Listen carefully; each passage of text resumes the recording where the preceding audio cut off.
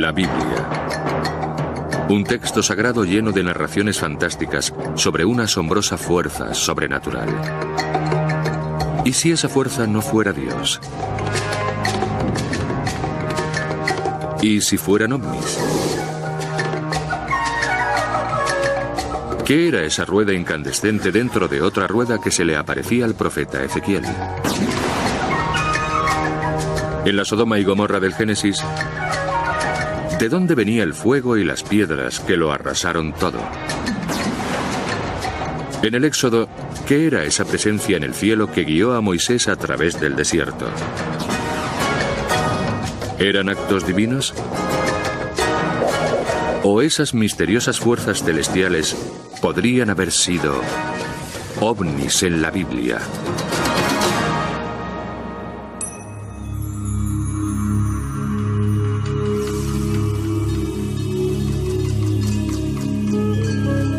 A lo largo de la Biblia se suceden misteriosos fenómenos aéreos que alteran el curso de la historia humana.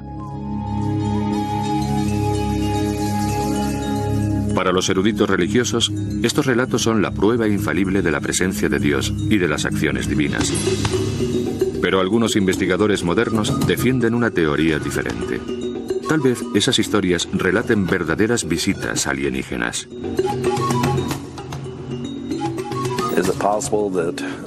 ¿Es posible que los extraterrestres hayan estado involucrados en la historia humana durante miles de años? ¿Y si es así, entraron en contacto con los personajes bíblicos? Cuando se estudia la Biblia, se observa que hay muchos testimonios de ovnis que contactan con personas, como el carro de fuego que abduce a Elías y lo asciende al cielo. Elías fue uno de los profetas judíos más respetados de su época. Según los expertos en ovnis, el relato bíblico de su encuentro con un carro de fuego es una descripción detallada de lo que podría denominarse un ovni.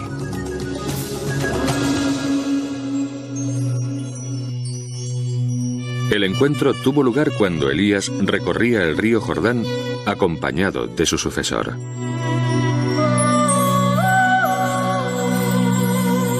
Elías sabía que su vida corría peligro porque había ofendido a muchas figuras religiosas poderosas. Elías pidió a Dios que le ayudara. Le acompañaba un joven llamado también Elías. Y de repente se vio rodeado por varios carros de fuego. Elías contempló un carro de fuego y unos caballos de fuego separados de él, y ascendió en un torbellino al cielo. El Antiguo Testamento narra una historia sobre cómo a Elías le atrapó o le absorbió un carro de fuego que brillaba incandescente. Según ese pasaje, Elías se evaporó en el cielo y ningún mortal volvió a verle. El concepto de Elías siendo ascendido a un carro de fuego es una abducción. Es cierto que los informes sobre ovnis modernos dicen que suben a personas a bordo y se los llevan.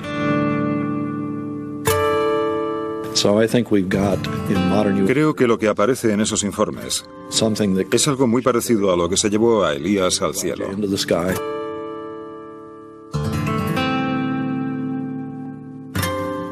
Si cogiéramos lo que se describía sobre Elías y lo comparáramos con los casos de personas que son llevadas a bordo de objetos volantes no identificados,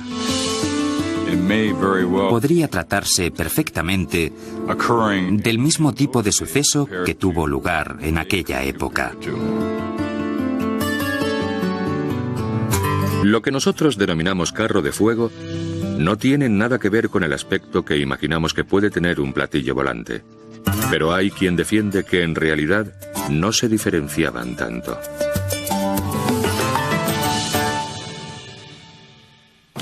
Carro es un término que significa algún tipo de transporte. Y en aquella época, lo más parecido a lo que podían comparar un platillo volante era un carro. Era un modo de transporte que resplandecía y tenía un aspecto brillante. Se trataba seguramente de la única asociación que podían encontrar para esos transportes celestiales.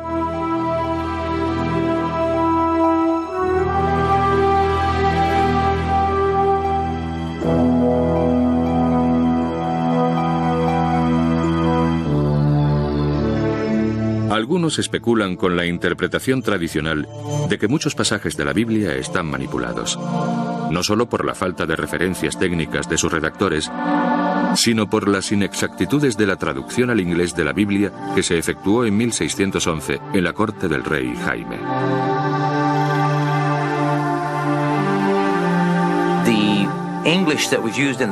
El inglés utilizado en la corte de Inglaterra en el siglo XVII era diferente del inglés que utilizaba el pueblo llano por un motivo específico. Porque los cortesanos querían diferenciarse de los plebeyos. Para comprender mejor el significado original de los textos bíblicos, los investigadores se remiten al libro Concordancia Exhaustiva de Strong. Es un libro publicado en 1890 con un índice alfabético de cada palabra que aparece en la Biblia y una lista de todas las veces en que aparece esa palabra y de los contextos en los que se utiliza. Basándose en este libro, algunos investigadores creen haber descubierto otra conexión entre el relato de Elías y los ovnis. En la versión del rey Jaime, Elías cuenta que ascendió al cielo. Pero algunos creen que no se refería al reino de Dios.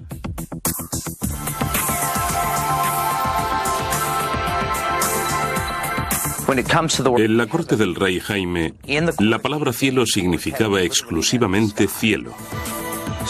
En los cientos de veces en que aparece nombrada, cielo significa cielo físico.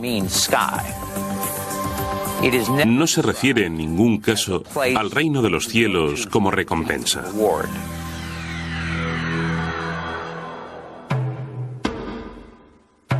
Las historias bíblicas sobre extraños sucesos celestiales no son las únicas fuentes antiguas que describen ovnis.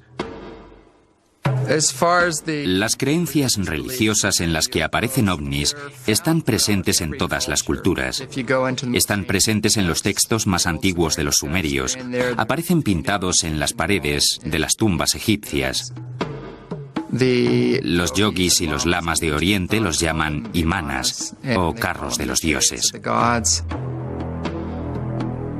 Hace miles de años, la cultura nazca del Perú, en una hazaña de precisión magistral, diseñó unas rayas perfectamente rectas que se extendían por el paisaje con una longitud de casi 60 kilómetros y una anchura de 1,5 kilómetros. Algunos expertos en ovnis se preguntan si ese diseño, que se parece a los modernos aeropuertos, no se habría utilizado como pista de aterrizaje de naves espaciales alienígenas. Las líneas se interseccionan formando enormes figuras geométricas e incluyen dibujos de insectos, mamíferos y un misterioso ser humanoide. Hay quien dice que se parece a un astronauta. Pueden contemplarse desde el cielo, y hay que preguntarse si no las dibujarían para impresionar a seres que volaban por él. La cultura que los dibujó intentaba por lo menos captar la atención de los seres espaciales que sabían que existían. Hay otras civilizaciones antiguas que también creían ser visitadas por seres extraterrestres. Kukulcán, el dios principal de los mayas, había descendido del cielo para enseñarle sus complejos conocimientos tecnológicos y matemáticos.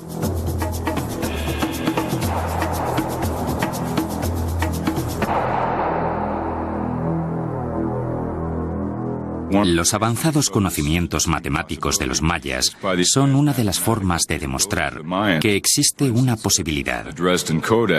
En los códices aparecen cartas astronómicas muy avanzadas en las que constaban los eclipses solares y lunares.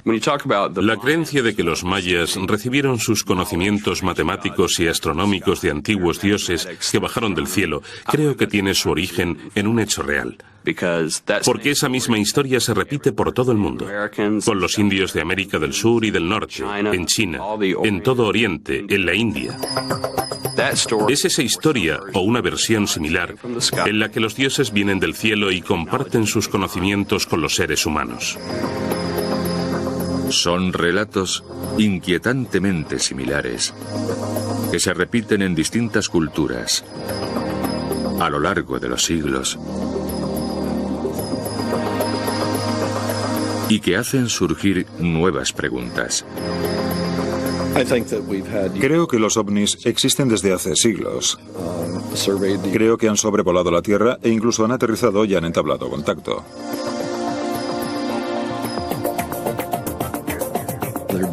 Creo que han aportado ciertas cosas que nos han ayudado a desarrollarnos. Y creo que la religión bíblica es un ejemplo de cómo han influido en nuestro desarrollo.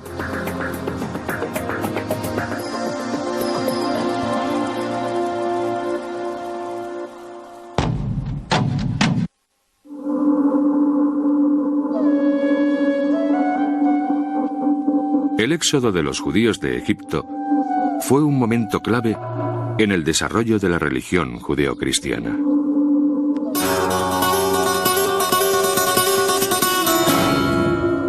A la cabeza de esta migración en masa estaba Moisés, a quien le guiaba un misterioso fenómeno celeste.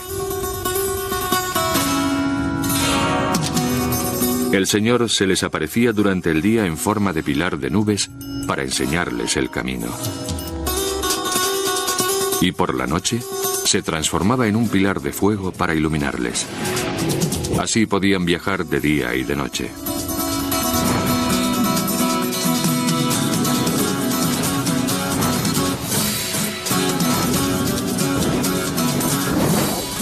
Es un elemento de la historia especialmente intrigante para los modernos expertos en ovnis.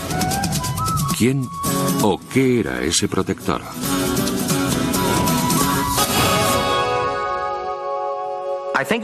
Creo que era un ovni muy grande, que se apagaba durante el día y brillaba de noche. Proporcionaba luz al campamento que se instalaba debajo. A veces flotaba en el aire durante varios meses seguidos.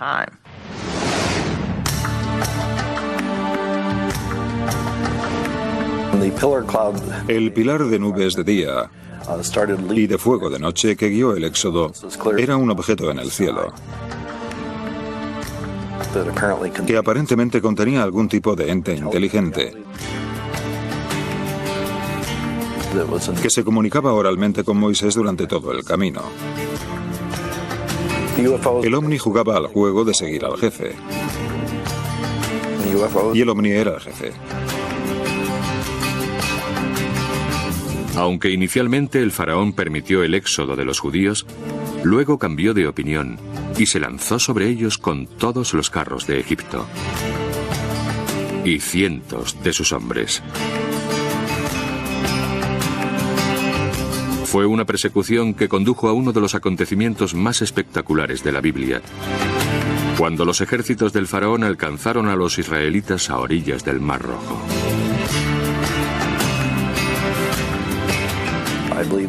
Creo que ese ente que volaba sobre el Mar Rojo produjo la separación de las aguas.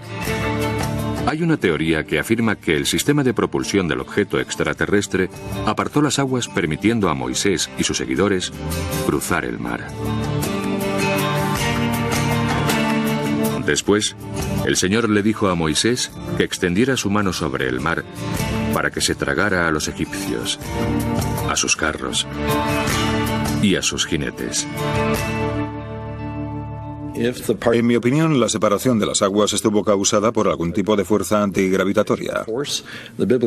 Las gentes de la Biblia no habrían sabido cómo explicarlo ni aunque lo presenciaran.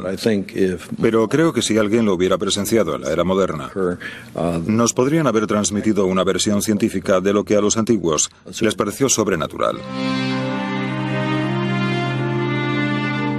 Incluso después de escapar a los egipcios, los judíos tuvieron que enfrentarse a un arduo viaje hasta su tierra prometida de leche y miel. El camino se lo indicaba una nube que los guiaba y protegía a la vez.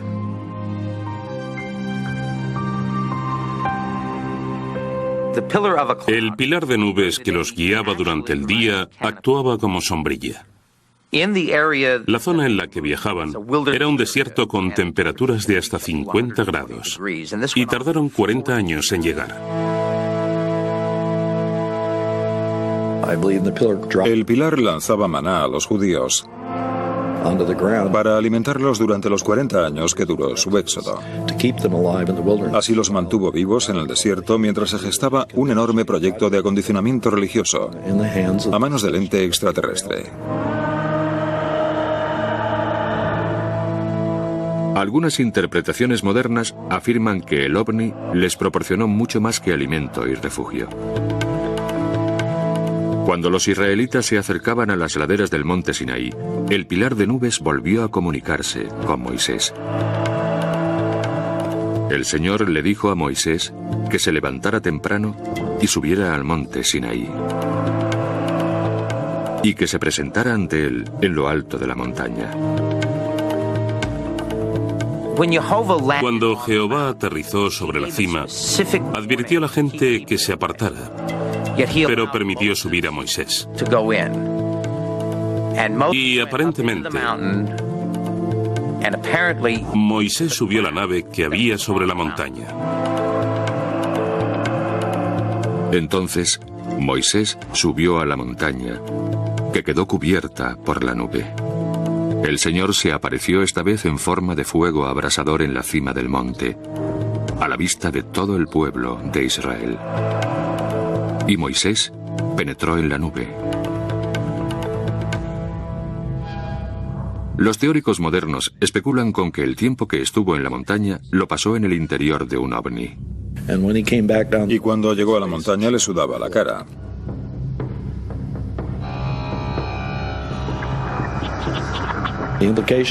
Lo que implica algún tipo de transmisión de energía entre él y ese ente extraterrestre. Cuando Moisés bajó del monte Sinaí, llevaba en sus manos los 10 mandamientos, las leyes supremas para su pueblo. Entonces se le acercó al pueblo de Israel y él les entregó los mandamientos que el Señor les había ordenado cumplir. Pero si esa enorme columna en el cielo era realmente un ovni y les entregó a los judíos un ordenamiento moral para su sociedad, ¿qué opinaron los antiguos de ello?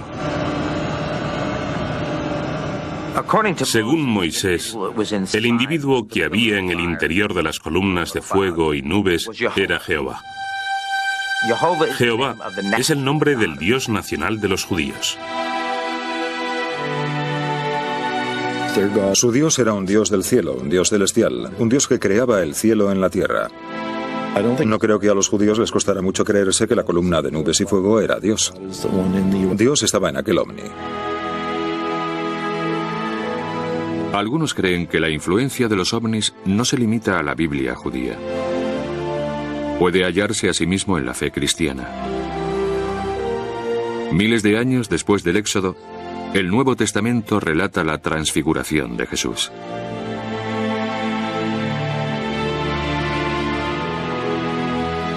Y se transfiguró ante testigos.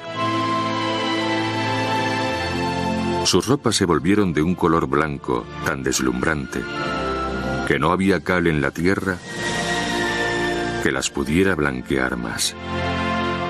Y aparecieron Elías y Moisés, que se pusieron a hablar con Jesús. Era sorprendente encontrar a Moisés y Elías con Jesús, porque Moisés llevaba muerto cientos de años, y Elías nunca había muerto sobre la tierra, porque había sido elevado al cielo en un carro de fuego, y no se le había vuelto a ver hasta entonces.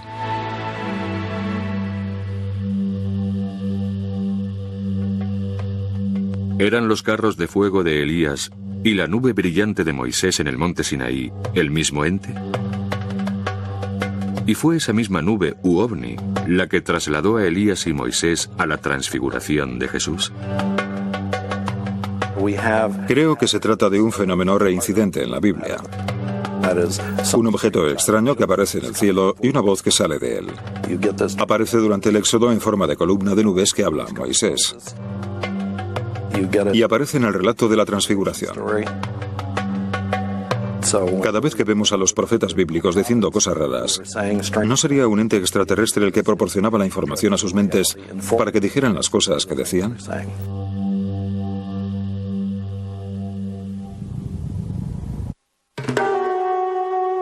Más de medio milenio antes del nacimiento de Cristo, un grupo de exiliados judíos se hallaba cautivo a orillas del río Kebar. Entre ellos, un estricto israelita llamado Ezequiel. Se había convertido en profeta prediciendo la caída del reino de Israel. También predicó el mensaje de la esperanza y la salvación. Pero antes, Ezequiel había sido secuestrado por un ente celestial. Cuando miré, había un viento tormentoso del norte aproximándose. Y una gran nube rodeada de brillo con un fuego continuo encendido. Y en medio del fuego se hallaba el bronce más resplandeciente. Ezequiel creyó que ese suceso fue un encuentro con Dios.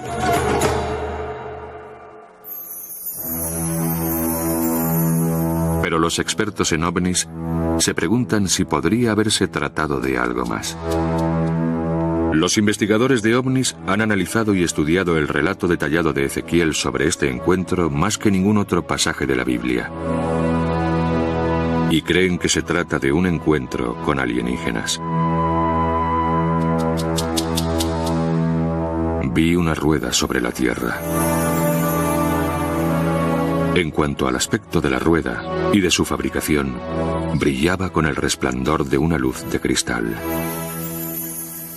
Ezequiel describe un objeto metálico volante, giratorio y brillante, que asciende y aterriza delante de él. En la era moderna, se han observado objetos metálicos volantes, giratorios y brillantes, que ascienden y descienden, igual que los descritos en la Biblia.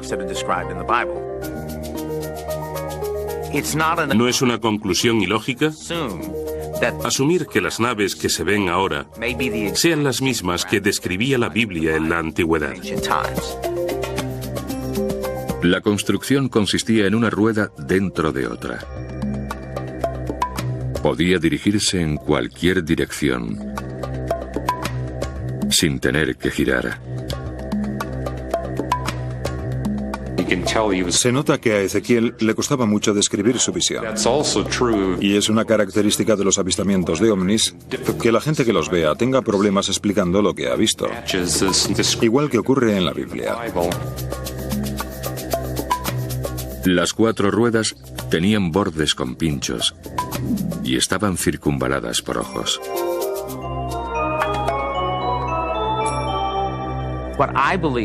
Trataba de describir aparatos mecánicos. Y en esa época no existía ningún aparato mecánico. La rueda era el aparato más sofisticado con el que contaban. Cuando las ruedas flotaban encima suyo, Ezequiel pensó que estaba contemplando algo sobrenatural. Pero, ¿y si se trataba tan solo de alta tecnología? ¿Cómo iba a poder diferenciar lo sobrenatural y lo tecnológico? Cuanto más sofisticada es una tecnología, más sobrenatural parece. Y de ella surgieron lo que parecían 4 criaturas vivientes. Seguían a su espíritu donde quiera que fueren. Y las ruedas se elevaron con ellas. porque los espíritus de las criaturas vivientes estaban dentro de las ruedas. Describe un objeto que sale de la montaña y deja salir de su interior algún tipo de vida inteligente.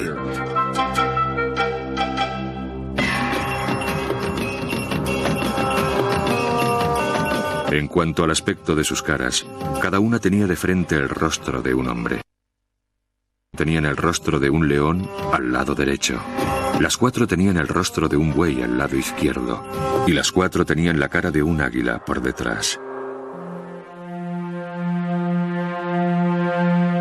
En aquella época, no había nada similar en el cielo.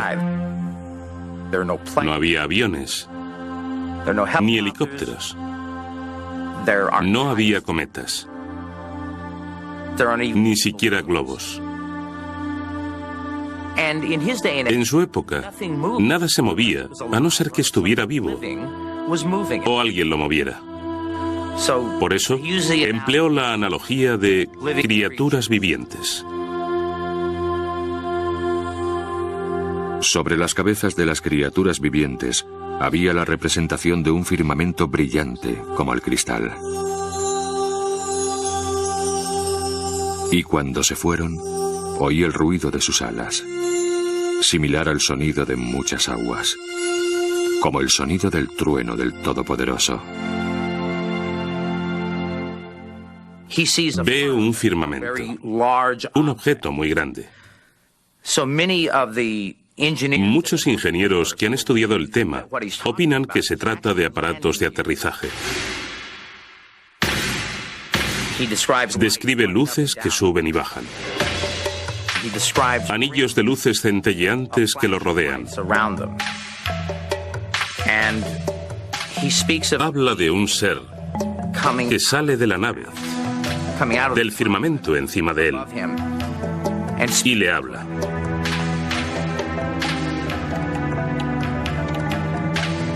Si los visitantes eran extraterrestres, ¿por qué se le aparecieron a Ezequiel?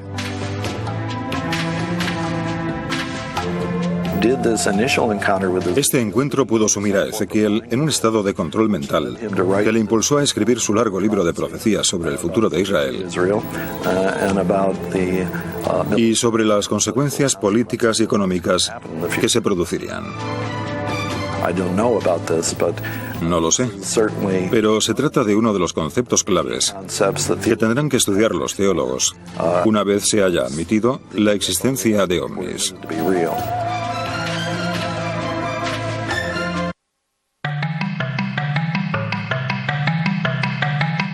Ángeles. Los mensajeros de Dios.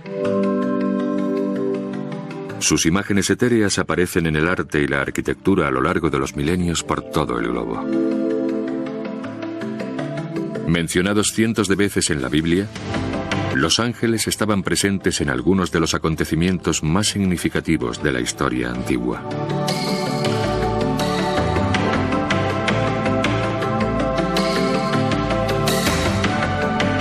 Pero, ¿qué son los ángeles?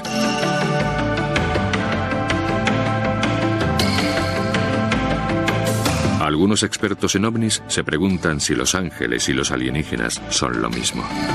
Me atrevo a especular con que los ángeles de la Biblia y el Corán poseían los mismos poderes y facultades sobrenaturales que los ocupantes de las naves a quienes hoy en día llamamos extraterrestres.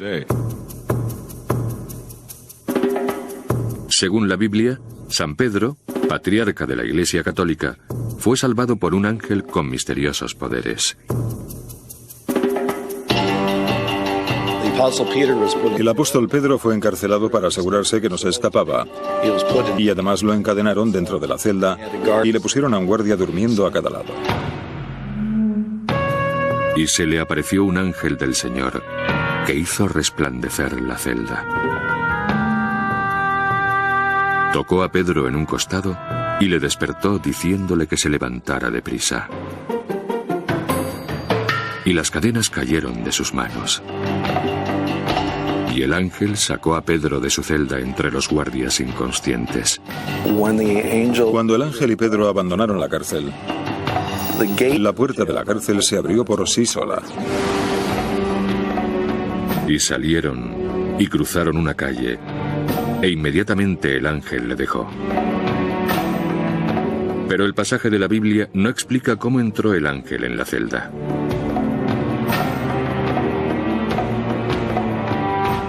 La respuesta puede que sea que el ángel tenía la capacidad de atravesar paredes sólidas. Un dato que aparece a menudo en los informes sobre ovnis modernos. Los teóricos modernos también han examinado otros pasajes angélicos de la Biblia en busca de posibles conexiones con extraterrestres. Han encontrado muchas descripciones de sucesos similares a encuentros con alienígenas. A menudo los ángeles transmiten su mensaje mediante visiones y sueños. Los alienígenas del espacio utilizaban nuestra mente inconsciente, nuestros sueños para informarnos de su voluntad. Eso ocurre, por ejemplo, en Mateo 2. Y un ángel del Señor se le apareció a José en un sueño. Levanta, coge al niño y a su madre y huye a Egipto. Y permanece allí hasta que yo te lo diga. José es advertido en un sueño de que ha de abandonar la ciudad a toda prisa, porque Herodes va a intentar matar a Jesús. Atendiendo a su sueño, José puso a su hijo a salvo del peligro y salvó la vida de Jesús.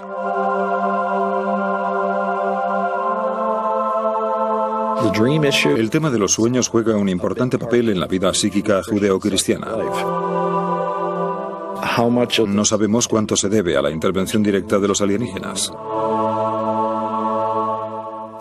Si volvemos a Abraham y al Antiguo Testamento, hay un pasaje en el Génesis que dice que el Señor hizo que Abraham se sumiera en un profundo sueño. Y a través de un sueño, Dios le comunicó todo lo que quería transmitirle.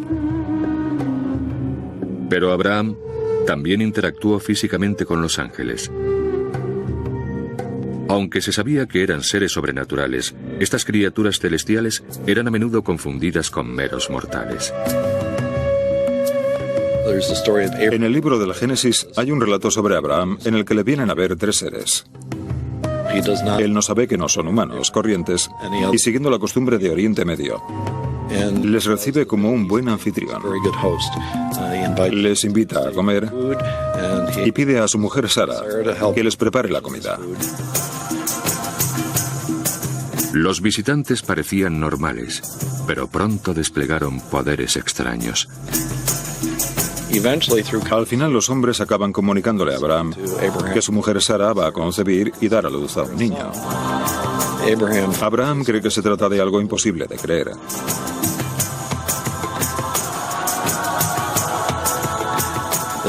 Su mujer Sara, que estaba fuera de la tienda, lo escucha y se ríe por dentro, pero sin hacer ruido. Y los tres hombres la acusan de haberse reído.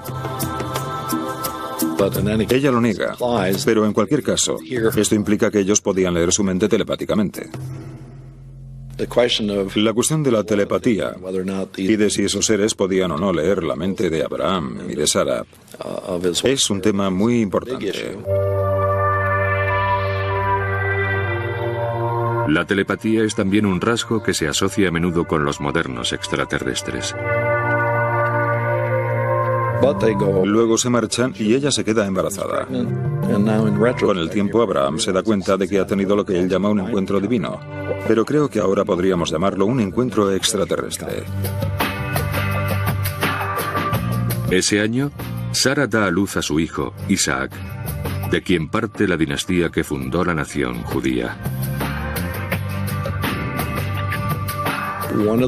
Una de las cosas que aparecen en muchos informes sobre abducción por ovnis es que los extraterrestres parecen estar muy interesados por el proceso de reproducción humano. En la historia de Abraham y Sara es posible que los alienígenas tomaran parte en el proceso reproductivo entre Abraham y Sara y que Isaac sea el producto de algún tipo de intervención alienígena. Algunas de lo que podemos llamar historias extraterrestres de la Biblia contienen ingredientes de control psíquico sobre la raza humana, o si no sobre toda la humanidad, al menos sobre algunos elegidos. Cuando escuchamos a los profetas decir cosas raras, nos preguntamos si no serían los extraterrestres quienes informaban a sus mentes para que dijeran lo que decían.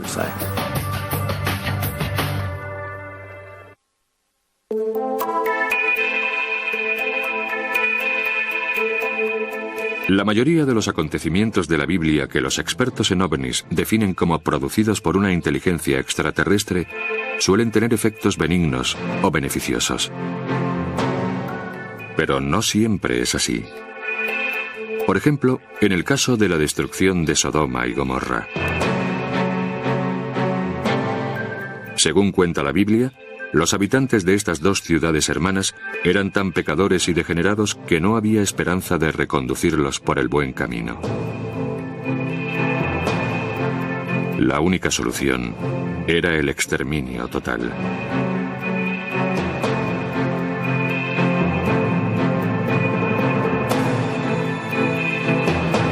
Y el Señor hizo que llovieran rocas y fuego del cielo sobre Sodoma y Gomorra, y destruyó ambas ciudades. En su libro de 1968, Recuerdos del futuro, Eric von Däniken sostiene una teoría distinta sobre la destrucción de Sodoma y Gomorra. Eric von Däniken especuló con que Sodoma y Gomorra podrían haber sido destruidas por extraterrestres que utilizaron armas nucleares. La razón por la que llegó a esa conclusión es la descripción de fuego y rocas que vienen del cielo. Si concluyéramos que los extraterrestres destruyeron ciudades enteras porque no les gustaban, se trataría de una forma muy rápida de captar la atención del planeta Tierra.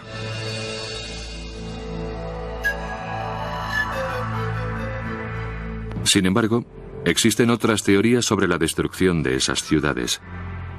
Algunos creen que la historia podría haberse empleado como advertencia mitológica.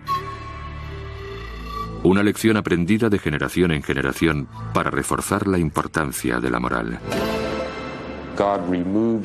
Dios exterminó a los sodomitas y a los ciudadanos de Gomorra. Cayeron del cielo fuego y piedras que los borraron de la faz de la tierra. El texto nos enseña que cuando una civilización degenera, no puede salvarse. La otra forma de entender lo de Sodoma y Gomorra es que si esas ciudades realmente existieron y fueron destruidas por una catástrofe natural. Es una metáfora del concepto religioso de que el hombre es malvado y merece un castigo a su maldad. Las investigaciones arqueológicas han arrojado cierta luz científica sobre esta antigua historia.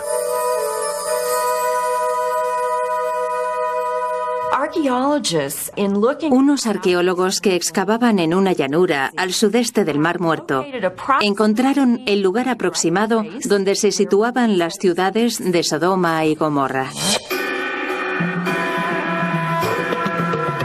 Los restos de esas ciudades, que se llamaban Babadra y Numeria, proporcionan datos valiosos para esclarecer la verdad sobre Sodoma y Gomorra.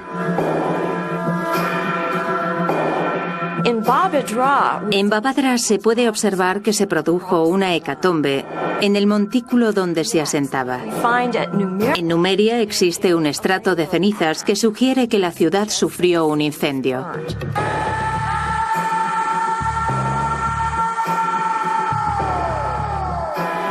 Pero la causa de su destrucción no puede probarse científicamente.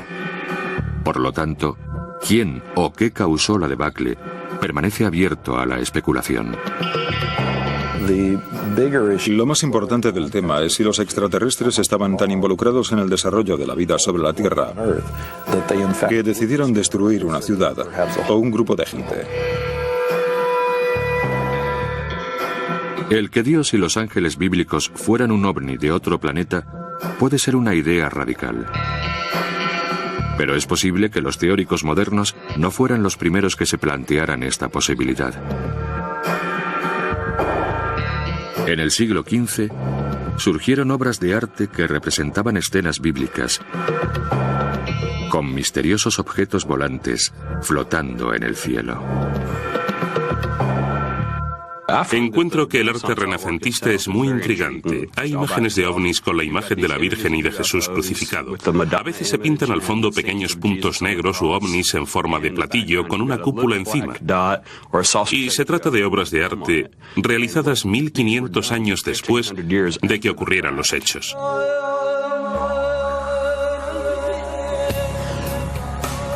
Para el observador se trata de una especie de test de Rorschach. Los dibujos, pinturas y obras de arte están sujetas a distintas interpretaciones. Pueden ser sombreros o partes de una vajilla, o cualquier cosa con una forma similar, pero no necesariamente platillos volantes. Pero cada vez hay más gente que cree que los ovnis existen y que son alienígenas. Incluso la religión organizada no ha descartado por completo la posibilidad de vida extraterrestre. El Vaticano publicó un comunicado que decía que los ovnis no debían ser temidos ni demonizados. Monseñor Carlo Balducci, que es asesor del Vaticano, ha salido varias veces en la televisión italiana afirmando que los ovnis y los extraterrestres existen. Si se prueba la certeza de esas teorías, ¿cuál será el futuro de la religión occidental? La religión occidental cambiaría completamente si se demostrara que los extraterrestres existen. Cambiarían todos los contenidos de la Biblia y la forma en que los interpretamos. Los milagros que suceden en la Biblia podrían explicarse mediante la existencia de alienígenas con tecnologías avanzadas. Pero en ausencia de pruebas concluyentes que confirmen o denieguen la existencia de ovnis, la creencia en el fenómeno de los ovnis se basa principalmente en la fe, que es la misma base de la creencia en Dios.